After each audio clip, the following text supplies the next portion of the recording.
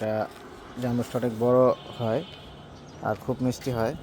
বর্ষার ভিতরে হলো আপনার গাছ রিপোর্ট করা উত্তম সময়।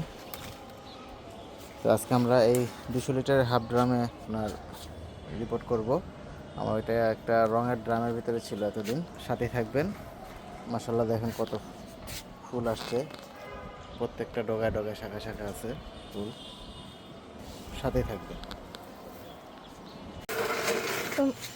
তো আজকে নাই দোকানে, ও সাইডে চলে গেছে। তো আজকে এটা খুব কষ্ট করে কাটছি। তো সাথে থাকার জন্য ধন্যবাদ আপনাদেরকে।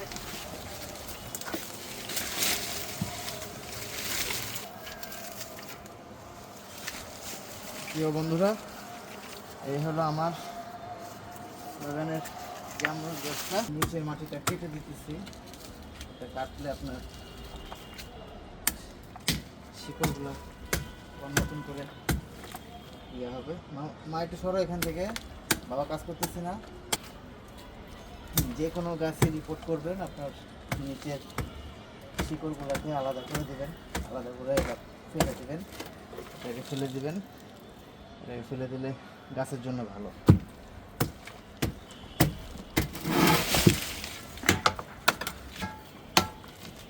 বন্ধুরা, নিচের যে মাটিটা ছিল ওই মাটিটা আমি উপর দিয়ে দিতেছি। এখন এটা পচে সার হয়ে যাবে।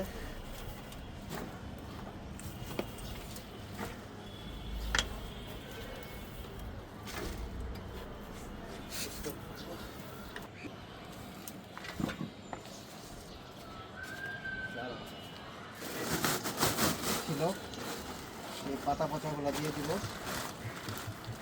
এটি দিছো?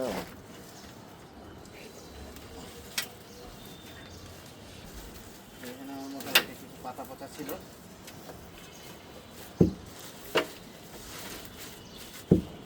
আমি এর উপর দিয়ে এখন মাটি দিয়ে দিব।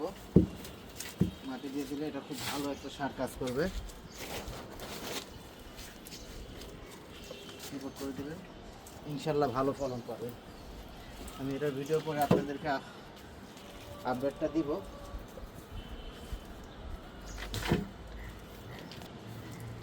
জামরুল গাছটা রিপোর্ট করা শেষ। আশা করি আপনাদের বাগানে এরকম গাছ থাকলে রিপোর্ট করলে এভাবে করবেন, ভালো ফলন পাবেন।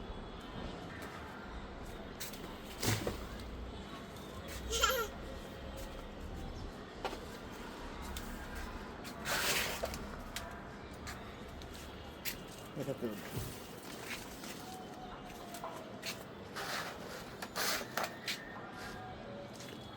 গত ভিডিওতে দেখছি এটাতে আপনার স্প্রে করছি, দেখেন পাতাগুলো আবার আগের মতন স্বাভাবিক হচ্ছে। তো আজকে বিকালে আবার এটাতে স্প্রে করব।